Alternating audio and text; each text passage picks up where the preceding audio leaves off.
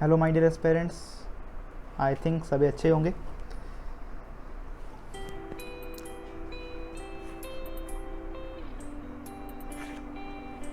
आवाज़ वगैरह सही आ रही है? Am I audible and visible? जल्दी से चैट बॉक्स में लिखेंगे।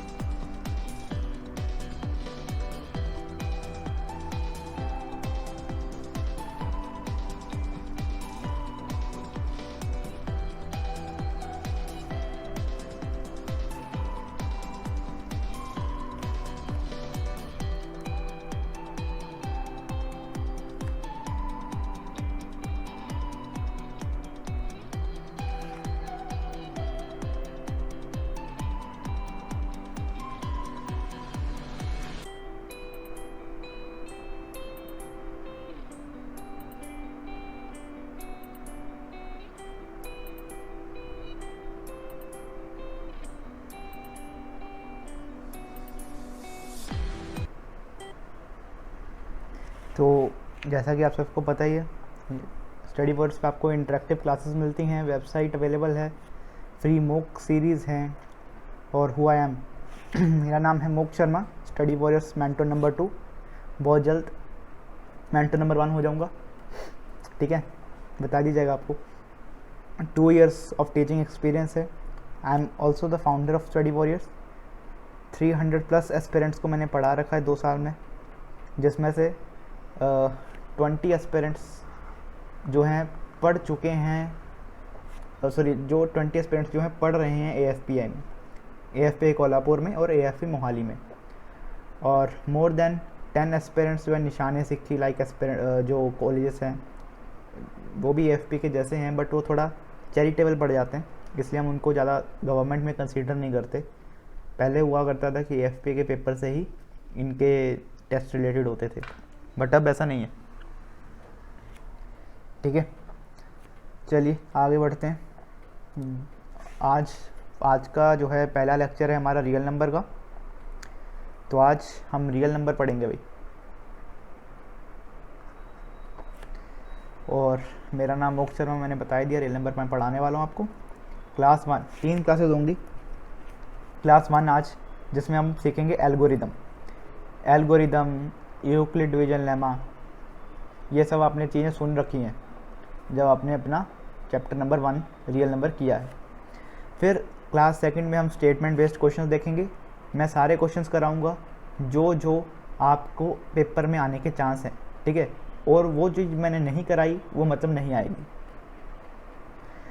थर्ड, HCF LCM, ये टॉपिक ऑलरेडी बेसिक मैथ से करा दिया है, तो ज़्यादा इसकी नीड होगी नहीं, बट बड़े अच्छे से कराया है, प्रीवियस क्वेश्चन भी कराए हैं इसके। देन टर्मिनेटिंग नॉन टर्मिनेटिंग एक छोटा सा टॉपिक है, बट ये 1 मार्क क्वेश्चन में आ जाते हैं, इसलिए MCQ बनने के चांस हैं, इसलिए FP NTSC ऑब्जेक्टिव क्वेश्चंस के लिए इंपॉर्टेंट हो जाता है। तो मेनली हमारा फोकस फर्स्ट 2 क्लासेस में रहेगा, लास्ट में टर्मिनेटिंग नॉन टर्मिनेटिंग में थोड़ा बहुत बता दूंगा। वही चीज़ मैंने यहाँ पे लिखी है कि ज़्यादातर वेटेज जो है HCF LCM की है, इसलिए मैंने आपको एडवांस में बता दिया था। किस क्लास में बताया सर आपने? बेसिक मैथ्स क्लास 2 में। क्लियर? जिसने नहीं देखा है वो जाके विजिट करे, नीचे प्लेलिस्ट का लिंक होगा, या नहीं है तो नीचे स्टडी वर्स का एक आइकन दिख रहा होगा, उस पर क्लिक करेंगे, प्लेलिस्ट दिखेंगी, वहाँ पे जाएंगे, AFP 2023 की प्लेलिस्ट निकालेंगे, तो लाइन वाइज जो क्लासेस AFP 2023 के लिए हमने ली हैं वो सारी आपको दिख जाएंगी। स्टेटमेंट बेस्ड क्वेश्चंस काफ़ी कम आते हैं, बहुत ही रेयर चांसेस हैं, ज़्यादातर इसी से आता है, और ये तो है ही बहुत निगलिजिबल चांस, ठीक है? आज तक आया नहीं है इससे क्वेश्चन एल्गोरिथम से, वो स्कूल में आते हैं इसलिए हमें कराना है। उससे पहले समझाना है मेरे को नंबर सिस्टम। आइए नंबर सिस्टम को डिस्कस कर लेते हैं। देखिए नंबर्स होता क्या है, नंबर सिस्टम क्या है, जो एक सिस्टम है जो कि नंबर से बना है। तो सबसे पहले सबसे नीचे कैटेगरी में हमारे पास आते हैं काउंटिंग नंबर्स। काउंटिंग नंबर जिसको हम कहते हैं नेचुरल नंबर्स ऑल्सो, जिसको रिप्रेजेंट किया जाता है एन से, एन से जिसको रिप्रेजेंट करते हैं। अब इसमें आता क्या है सर, इसमें हमारे पास 1 से स्टार्ट होती है गिनती, 1 2 3 4 5 6 7 8 एंड इन्फिनिटी तक चलते हैं सारे नंबर। बट इसमें 0 नहीं आता, ये ध्यान रखना। यहाँ पे लिखा हुआ है, गलती से लिख दिया हुआ है, इसको रब कर दिया मैंने। नेचुरल नंबर्स के बाद आते हैं हमारे पास होल नंबर्स। होल यानी छेद। छेद कैसा दिखता है, ऐसा ऐसा, तो उसे से याद रखें। होल नंबर्स में 0 आता है। फिर उसके बाद आते हैं हमारे पास इंटीजर्स। व्हाट आर इंटीजर्स, जिसको हम जेड से रिप्रेजेंट करते हैं या आई से रिप्रेजेंट करते हैं। होल नंबर्स को हम डब्ल्यू से रिप्रेजेंट करते हैं। इंटीजर्स होते हैं वो नंबर जिसको हम नंबर लाइन पे रिप्रेजेंट कर सकें, जो कि फ्रैक्शन फॉर्म में नहीं होने चाहिए। साइंस उसके प्लस माइनस हो सकते हैं, फ्रैक्शन फॉर्म में ना हो, है ना, जिसको हम नंबर लाइन पे रिप्रेजेंट कर पाएँ। उसके बाद फ्रैक्शन वाले, that is rational number. Rational number आ जाते हैं जिसको हम पी बाई क्यू फॉर्म में लिख सकते हैं, where q is not equals to 0। ये कंडीशन रहती है रैशनल के लिए। और इरेशनल नंबर्स कौन से हैं, for example √2, √3, pi, these are irrational numbers जो कि नॉन टर्मिनेटिंग होते हैं बट रिपीटिंग भी होते हैं, है ना। कि जैसे पाई है, हमने तो वैसे तो याद कर लिया अपनी सोल्व के लिए 3.14, बट इसके आगे भी ये कभी एंड नहीं होता, एंडलेस नंबर हैं। इसको हम कहते हैं इरेशनल। ध्यान रखिएगा, रैशनल का रिप्रेजेंटेशन होता है क्यू और इरेशनल का रिप्रेजेंटेशन हम इससे कर देते हैं कई बार। इसका मतलब होता है कॉम्प्लीमेंट, कि जो इसका नहीं है वो इसका है, मतलब क्यू नॉट। क्लियर, जो इसके हिस्से में नहीं आते वो सारे नंबर इसके हैं, ऐसा कहने का मतलब होता है। तो ध्यान रखें, जो रियल नंबर्स होता है वो क्या है, अगर रियल नंबर को डिफाइन करें, it is the sum of rational, sorry sum नहीं, it is a set of collection of rational and irrational numbers. उसमें रैशनल और इरेशनल दोनों आ जाते हैं, उसे कहते हैं रियल। और जो रियल नहीं है उसे कहते हैं कॉम्प्लेक्स, जिसमें कॉम्प्लेक्स नंबर्स कौन से हैं, जिसमें अंडर द रूट में नेगेटिव आ जाए, उसको हम आई से रिप्रेजेंट करते हैं, आयोटा। क्लियर, चलिए आगे बढ़ते हैं जी। Euclid division lemma. Euclid division lemma क्या है,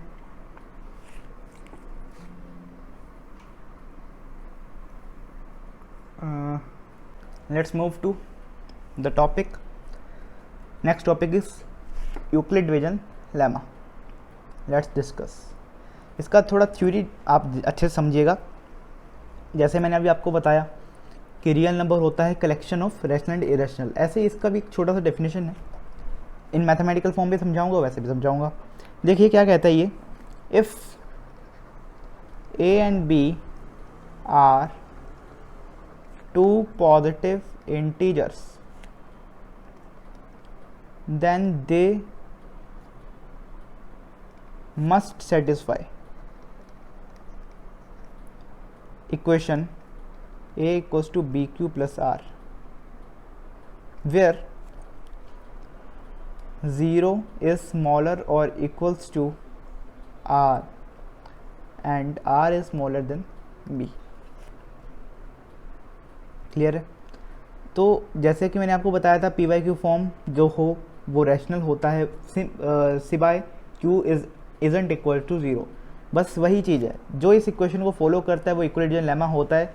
बस ये कंडीशन को फॉलो करना चाहिए। अब ये क्या है, ए क्या है, बी क्या है, क्यू क्या है, आर क्या है, अभी मैं समझाऊंगा। ए एंड बी क्या है, दो पॉजिटिव इंटीजर्स हैं। ध्यान रखिएगा, अगर डेसिमल नंबर आ गया 125.8, ये ए और बी में से कंसीडर नहीं किया जा सकता, it is not an integer. ध्यान रखिए। तो ये ए एंड बी सिर्फ और सिर्फ हम दो पॉजिटिव इंटीजर्स ले सकते हैं। मान लीजिए अगले टेस्ट में मैंने क्वेश्चन डाल दिया, find HCF of 26 and -13 with algorithm. तो आपका आंसर क्या आना चाहिए, नॉट पॉसिबल। क्यों? क्योंकि एल्गोरिदम कहता है कि हम HCF निकाल सकते हैं सिर्फ और सिर्फ दो पॉजिटिव इंटीजर्स का। हाँ, बात हो रही है इंटीजर की, बात इंटीजर की हो रही है। इंटीजर में नेगेटिव भी आते हैं, पॉजिटिव भी आते हैं, बट हमें पॉजिटिव ही कंसीडर करना है, स्पेशली ये डिफाइन किया गया है। क्लियर है? तो इस बात का ध्यान रखें, इसलिए मैं जोर दे रहा हूँ इस बात पे। आइए एग्जांपल लेते हैं। आइए एग्जांपल लेते हैं HCF of 125 and 45 by algorithm. तो आपको क्या करना है, किसी को A लेट कर लेना है, ऐसे ही किसी को B भी लेट कर लेना है। अब A किसको लेट करना है, B किसको लेट करना है, ये आपने डिसाइड करना है अकॉर्डिंग टू दिस स्टेटमेंट जो मैंने अभी यहाँ पे लिखी है कि दो नंबर्स होंगे, उसमें से जो बड़ा है उसको आप A लेट करेंगे, जो छोटा है उसको आप B लेट करेंगे। यहाँ पे 125 एंड 45 में से A लेट होगा 125, so remaining one is B। तो A और B पता चल गया, QR निकालना है। तो अब वो कैसे निकलेगा सर? तो आपको Q एंड R निकालने के लिए हमेशा नंबर को डिवाइड करना है। तो 125 डिवाइडेड बाय 45, जब आप डिवाइड करेंगे तो 45 इंटू 2 इज़ 90, और 3 तो बड़ा हो जाएगा इसलिए हम 2 पे जाएंगे, और 90 से जब इसको डिवाइड करेंगे होल नंबर को तो ये रिमाइंडर देगा 35। तो हमने क्या करना है, जैसे याद आया आपको चेक मेथड, जब हम डिवीजन करते थे फिर उसको चेक करते थे, बस वैसे ही रिप्रेजेंटेशन कर रहे हैं इसकी। 125 यहाँ लिखा,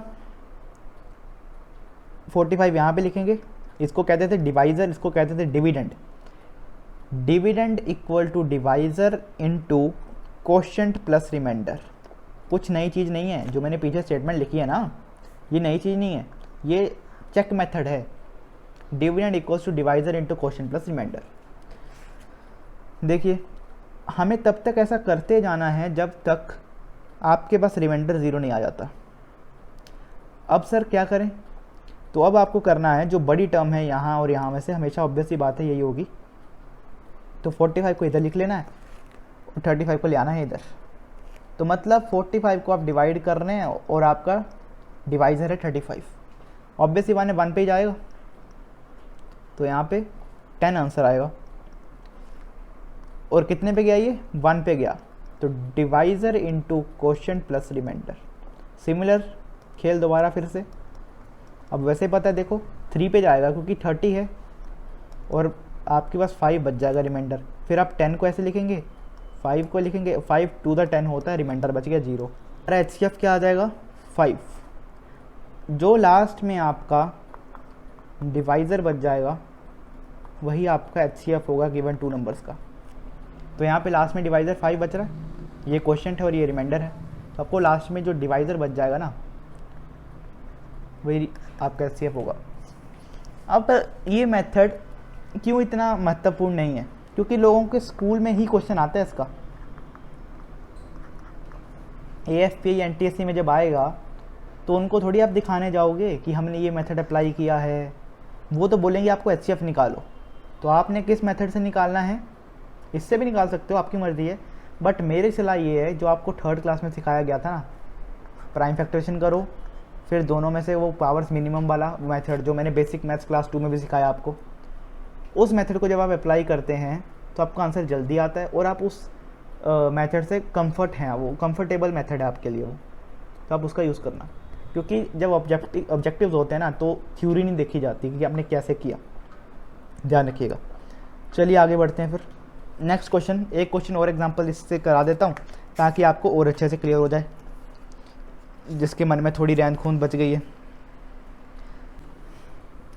अब सिमिलर केस है, A is greater than B, उसके हिसाब से 2 to 5 हो गया A, 135 हो गया B।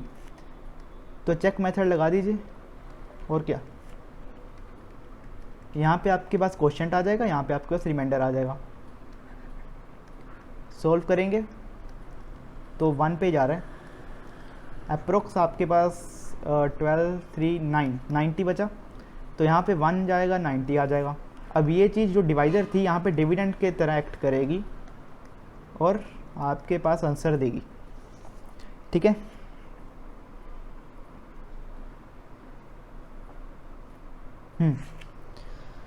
तो अभी भी आपके पास क्वेश्चन 1 नहीं आना है, आप कर सकते हैं डिवीजन मैंने करके रखी है, और फिर ये 90 इधर चला जाएगा, डिविडेंड बनेगा, डिवाइज़र बनेगा जो पिछले में रिमाइंडर था।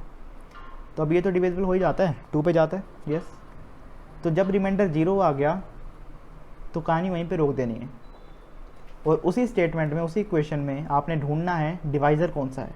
तो डिवाइज़र 45 है, तो मतलब HCF of these 2 numbers is 45। Clear? यार ये आगे पता नहीं कैसे हो जा रहा है यार। क्लियर है?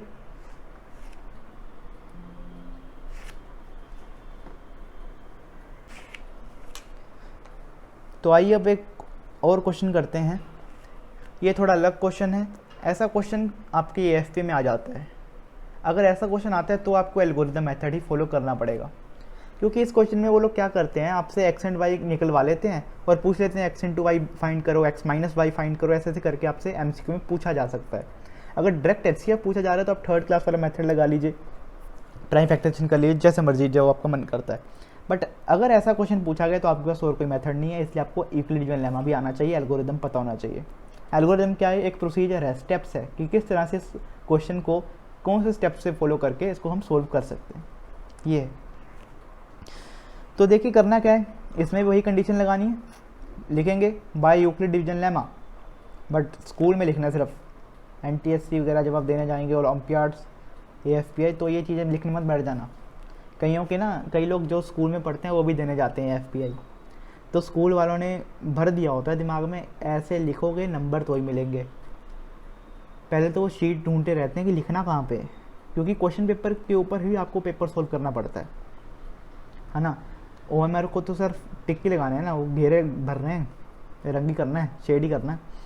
तो लोग पहले तो शीट ढूंढते हैं, फिर शीट मिलती नहीं है, फिर क्वेश्चन पेपर उनको पता चलता है क्वेश्चन पेपर ही करना है, तो लिखना शुरू करते हैं पूरे स्टेप्स के साथ। क्वेश्चन पेपर पूरा 4 क्वेश्चन करने में उनका ख़त्म हो जाता है, फिर वो देखते रहते हैं, हाँ, फिर वो तुक्के लगा के आते हैं, और इसमें आप लोगों का फ़ायदा हो जाता है जो पढ़ के जा रहे हैं। ठीक है, तो ध्यान रखिएगा इन बातों का भी, ये चीज़ें में अपना टाइम वेस्ट नहीं करना है। थोड़ा कलर चेंज कर लेता हूँ, ज़्यादा लाइट हो गया।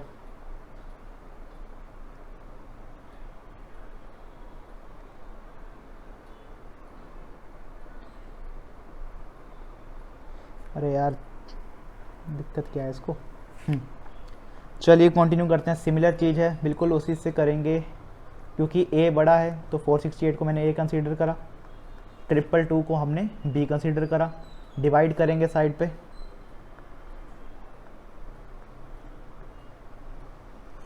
तो आप जो हैं क्वेश्चन आएगा 2 और 4 से आप इसको डिवाइड करेंगे, 4 से इसको माइनस करेंगे, तो यहाँ पे आपके पास 24 आ जाता है। तो यहाँ लिख दीजिए यहाँ पे 2 + 24। तो अब 222 इधर चला गया, 24 बन गया डिवाइज़र।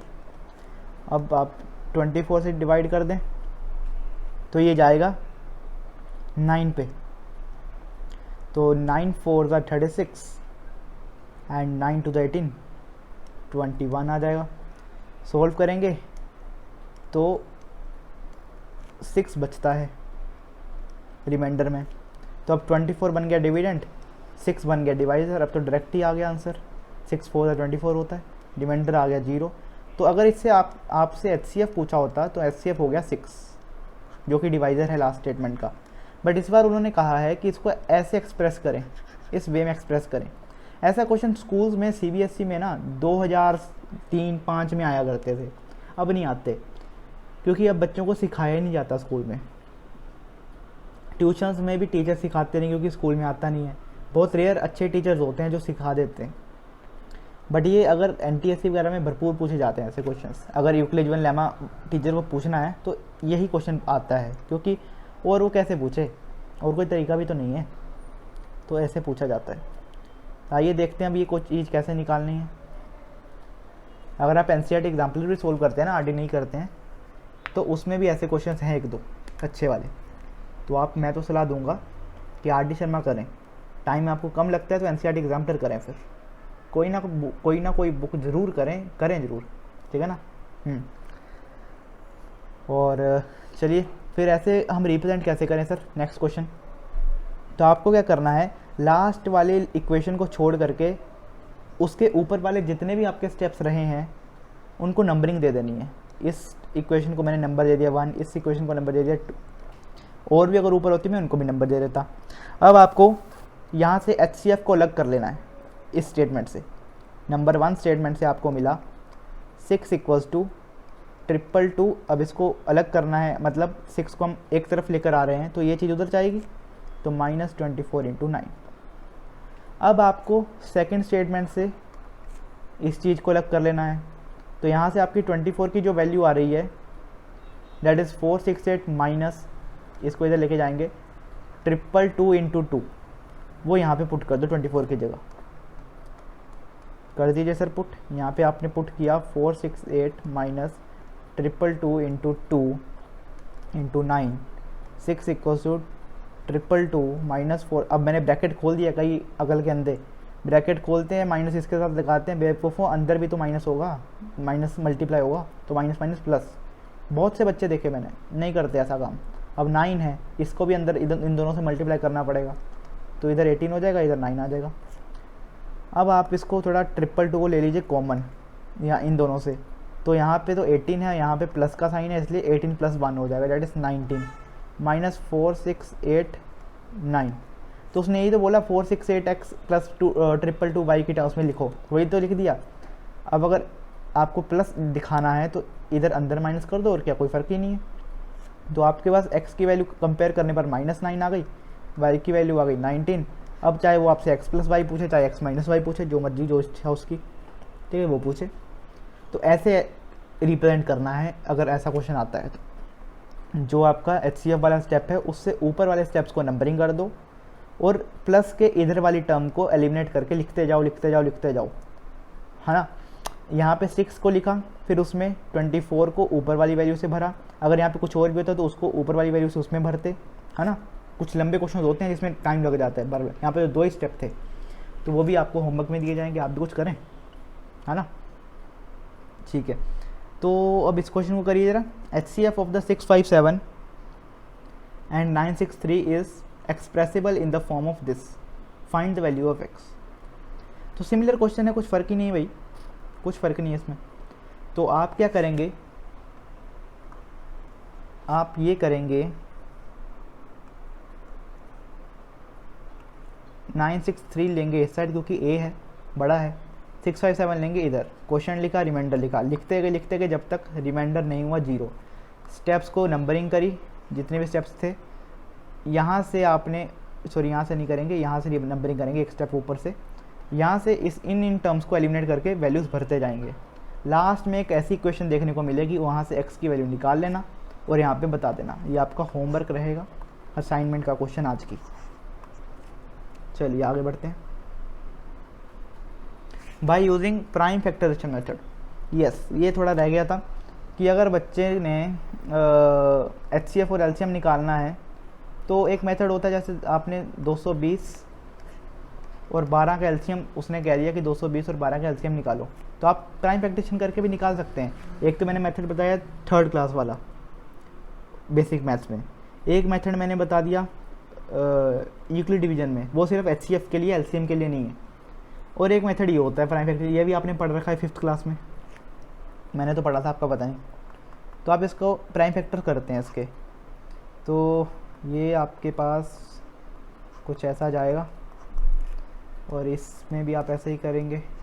तो आपको इसमें क्या करना है, देखिए इसमें 2 आ रहा है, इसमें भी 2 आ रहा है, तो LCM पूछा गया है। LCM पूछा गया है, तो देखिए 2 की पावर यहाँ पे कितनी है, इसका अलग से लिख लो। चलो यहाँ पे अलग से जब हम लिखते हैं तो ये लिखा जाएगा, इसका प्राइम फैक्टराइजेशन कैसे लिखा जाएगा, ऐसा लिखा जाएगा। तो देखें अब हमको निकालना है LCM। तो देखो सारी टर्म्स, बेसिस देखो पहले, यहाँ पे 2 आ रहा है, यहाँ पे 5 आ रहा है, यहाँ पे 11 आ रहा है, यहाँ पे 2 आ रहा है, लिख लिया, यहाँ पे 3 आ रहा है, नहीं लिखा, लिखो। सारे बेसिस लिखे होने चाहिए LCM में, चाहे इसमें 3 नहीं है, चाहे इसमें 5 11 नहीं है, लिखो, लेकिन LCM में आएगा। तो यहाँ पे 2 की पावर 2 है, यहाँ पे 2 की पावर 2 है, बराबर ही है। अगर यहाँ पे 3 होती तो 3 लेते, क्योंकि LCM में हमको पावर्स बड़ी चाहिए होती हैं, HCF में पावर्स छोटी चाहिए होती हैं। 5 की पावर 1 है, यहाँ पे 5 की पावर 0 है, तो 1 लेंगे। 11 की पावर 1 है, यहाँ पे 0 है, 1 लेंगे। 3 की पावर 0 है, यहाँ पे 1 है, 1 लेंगे। तो ये एलसीएम हो जाएगा, ठीक है ना, कर लेना कैलकुलेट। तो ये भी मेथड होता है एक। हाँ, आज की क्लास का last topic, terminating after decimal places. देखिए, इसमें आपको टर्मिनेटिंग नॉन टर्मिनेटिंग की कहानी पता होनी चाहिए थोड़ी, फिर आपके साथ बात करते हैं आगे की। देखिए, numbers with a fixed or finite number of digits following the decimal points are known as terminating numbers. For example मैंने एक फ्रैक्शन लिखी 1/4, 1/2, 1/3, ये कुछ नंबर्स मैंने ये फ्रैक्शन लिख रहा हूँ। जब आप इसको सोल्व करते हैं ना तो 1/2 आपको क्या देता है 0.5। तो ये पॉइंट के बाद कुछ डिजिट्स तक जा कर के रुक जाता है, थम जाता है, इसकी गति समाप्त हो जाती है, आगे नहीं बढ़ता।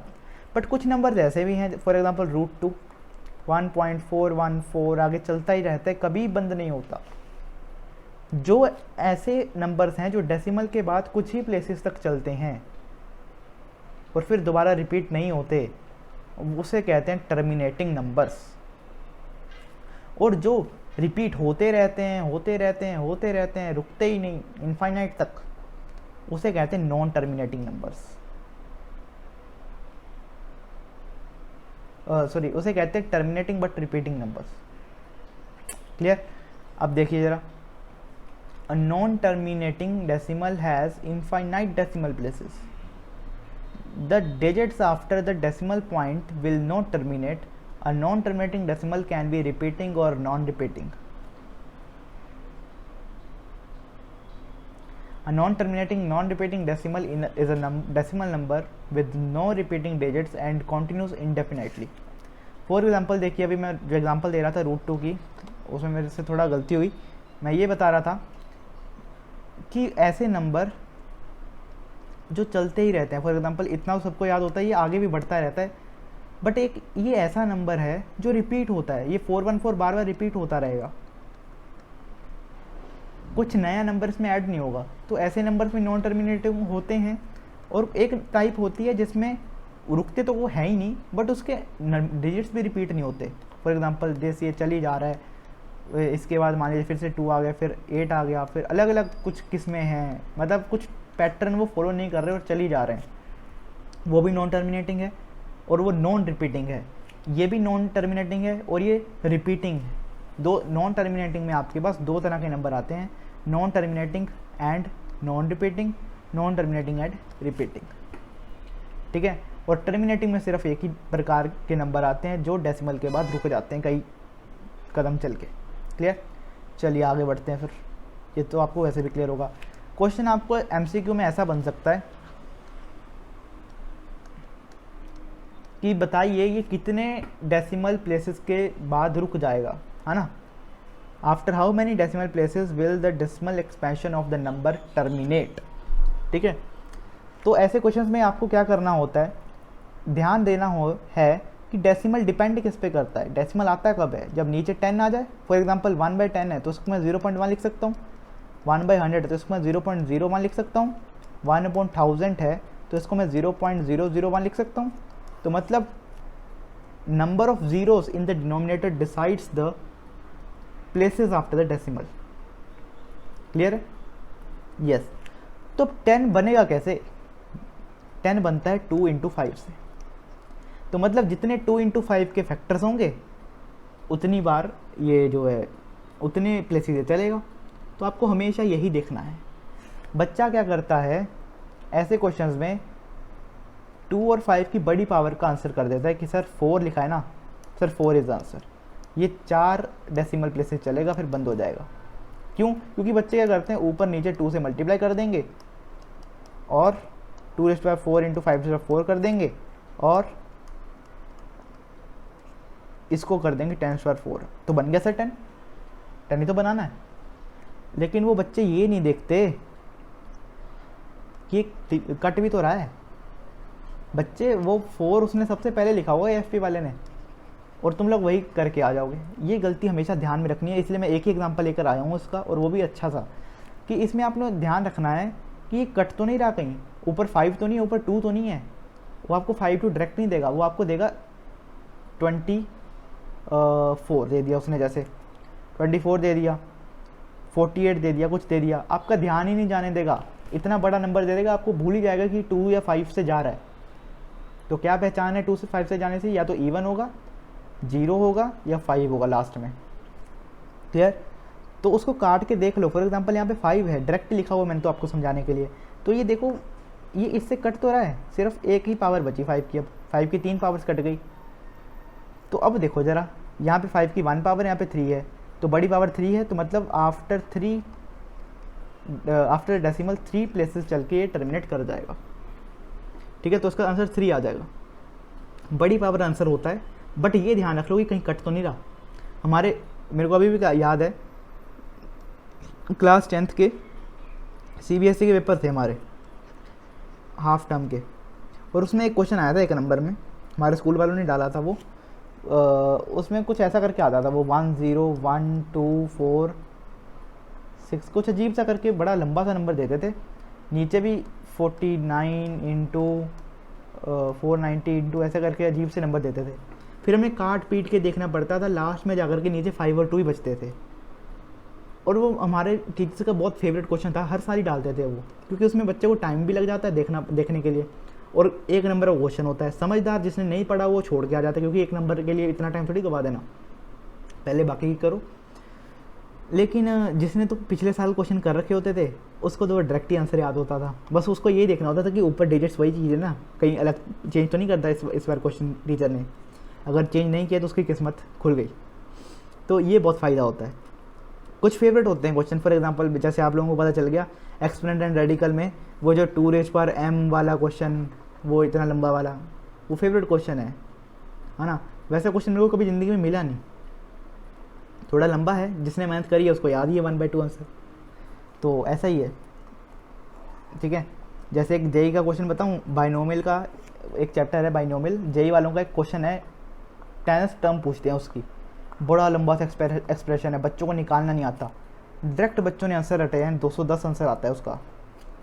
और वो ना जाने 3 से 4 बार डिट्टो वही क्वेश्चन, ना रकम बदले, जेई मेंस में बार बार आ चुका है, वही क्वेश्चन। और हम सब जो है बहुत खुश होते हैं कि 210 आंसर हमें पता है।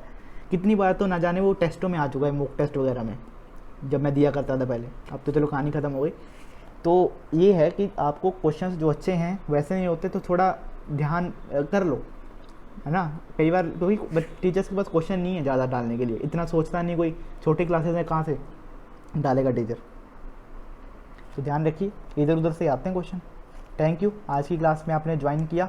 आज हमने सीखा एल्गोरिदम से HCF निकालना, और क्या सीखा हमने, और हमने प्राइम फैक्टराइजेशन देखा, वो पहले भी देख रखा था, और हमने टर्मिनेटिंग नॉन टर्मिनेटिंग वाला कॉन्सेप्ट देखा। बस इतना ही देखा है। एक क्वेश्चन मैंने आपको होमवर्क भी दिया है, वो आप कंप्लीट करेंगे, और कल हम स्टेटमेंट वाले क्वेश्चंस से कंटिन्यू करेंगे। ठीक है जी, okay, have a nice day.